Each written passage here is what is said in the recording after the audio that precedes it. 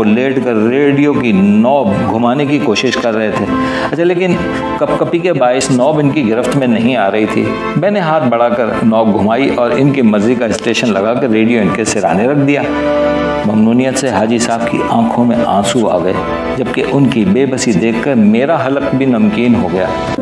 मेरे हाथ ऐसा नुस्खा आ गया है कि अगर दुनिया को मालूम हो जाए तो सारे डॉक्टर बेरोजगार हो जाएं, सारे हॉस्पिटल बंद हो जाएं और सारे मेडिकल स्टोरों पर ताले पड़ जाएं। एक रोज़ मैंने सोचा, पता नहीं वो कौन सी मजबूरी है कि जिसने इस मासूम को मुझ जैसी लाश संभालने पर मजबूर कर दिया। मैंने इससे वो मजबूरी पूछी तो पता चला कि उसके माँ बाप और भाई बहन सैलाब में बह गए थे और उसके जानवर और ज़मीन जायदाद पर अजीज रिश्तेदारों ने कब्जा कर लिया। तो मैंने मुलाजिम को कहा कि मुझे ऐसे 5 बच्चे ला के दो जिनका इस दुनिया में कोई ना हो। अगले रोज वो 5 बच्चे आ गए। मैंने उन्हें भी स्कूल में दाखिल करवा दिया। अस्सलाम वालेकुम, हनीफ सुलेमान बोल रहा हूँ। मेरे हाथ ऐसा नुस्खा आ गया है कि अगर दुनिया को मालूम हो जाए तो सारे डॉक्टर बेरोजगार हो जाएं, सारे हॉस्पिटल बंद हो जाएं और सारे मेडिकल स्टोरों पर ताले लग जाएं। ये फ़िक्र अंगेज़ मजमून जावेद चौधरी साहब का लिखा हुआ है, जो रोज़नामा जंग में शाये हो चुका है और जिसको मैं आज अपनी आवाज़ दे रहा हूँ। हाजी साहब लॉन में चहलकदमी कर रहे थे। वो गुलाब की क्यारियों से अपना सफ़र शुरू करते, नपे तोले कदमों से चलते हुए चंबेली की कितार तक पहुँचते, रुकते, मुंह खोलकर लंबे लंबे सांस लेते और कमर पर हाथ रखकर वापस गुलाब की तरफ चल पड़ते। पिछले आधे घंटे में ये इनका 8वां चक्कर था। इनका मशहूर ज़माना डंडा अमरूद के तने से टेक लगाए खड़ा था। मैं हैरत से कभी डंडे की तरफ देखता और कभी लका कबूतरों की तरह सीना फुलाकर वॉक करते हाजी साहब पर नज़र डालता और बेचैन होकर लॉन चेयर पर पहलू बदलने लगता। मैं हाजी साहब को पिछले 10 बरस से जानता हूँ। हाजी साहब दायमी मरीज़ हैं जिगर के। इनका जिगर सिकुड़ कर 15% रह गया था। वो पिछले कई बरसों से हर हफ्ते पेट से 4 बोतल पानी निकलवाते थे। अच्छा, इनके गुर्दे तकरीबन नाकारा हो चुके थे। वो एक वक्त में आधे सिलाई से ज़्यादा ग़िज़ा नहीं खा सकते थे। इनके फेफड़ों में अक्सर पानी भर जाता था कि जिससे इन्हें सांस लेने में दिक्कत होती थी। कमज़ोरी इस कदर थी कि मुलाजिम उन्हें उठाकर टॉयलेट ले जाता था। अच्छा, मुआलिजों की कोशिश से कभी साल 6 महीने में इनकी तबीयत ज़रा सी देर के लिए संभल जाती तो वो छड़ी यानी डंडे की मदद से उठकर बैठ जाते।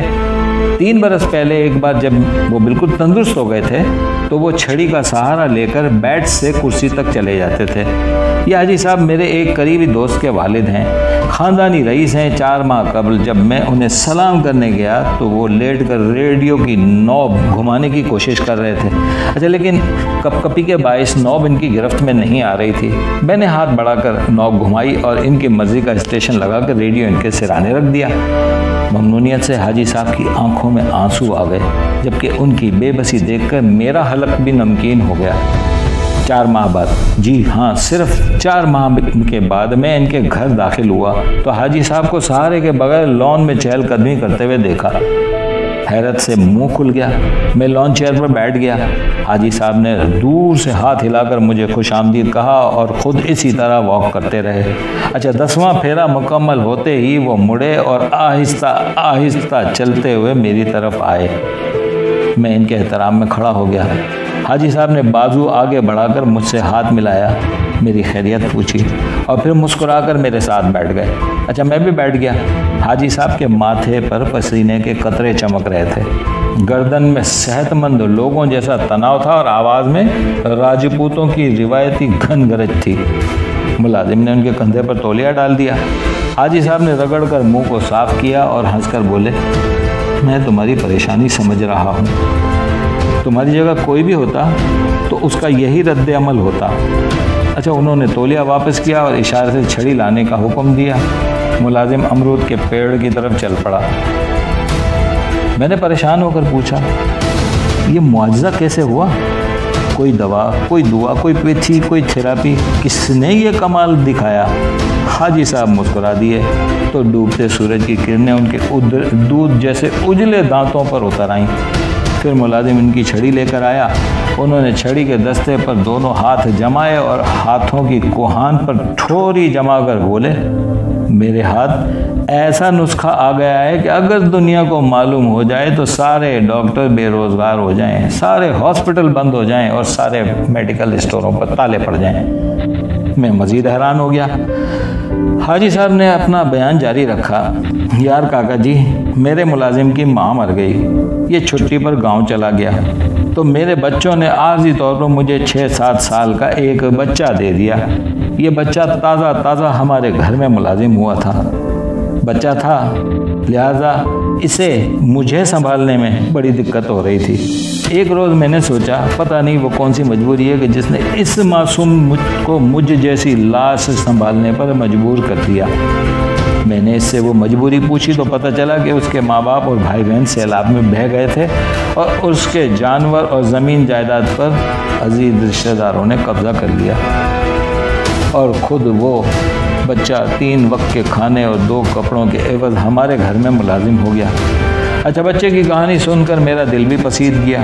मैंने बच्चे से पूछा, बेटा तुम पढ़ोगे? बच्चे ने हाँ में गर्दन हिला दी।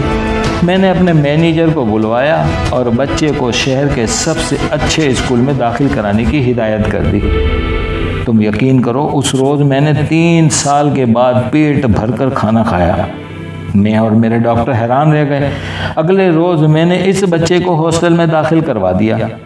इस शाम मुलाजिम मुझे टॉयलेट ले जाने के लिए उठाने के लिए आया तो मैं सहारे के बगैर पलंग से उठ गया और टॉयलेट से वापस आया तो मैंने मुलाजिम को कहा कि मुझे ऐसे 5 बच्चे ला के दो जिनका इस दुनिया में कोई ना हो।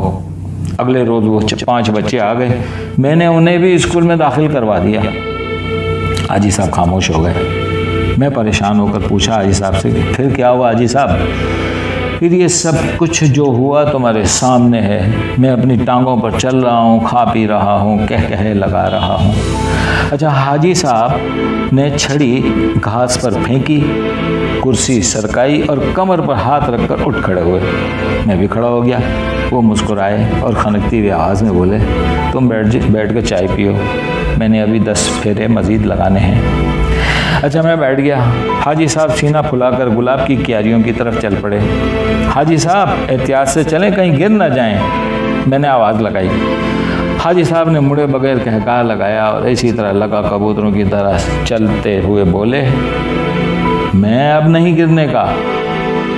मैं गिर गया तो इन 6 यतीम बच्चों को कौन पालेगा? मैं नहीं गिरूंगा। अब मैं उस वक्त तक नहीं गिरूंगा जब तक ये बच्चे अपने कदमों पर खड़े नहीं हो जाते। हाजी साहब गुलाब की क्यारियों के करीब रुक गए और मेरी तरफ देखा और ज़रा ऊंची आवाज़ में बोले, कुदरत यतीमों को छांव देने वाले दरख्तों के साए लंबे कर दिया करती है। अस्सलामु अलैकुम वरहमतुल्लाहि वबरकातुहू।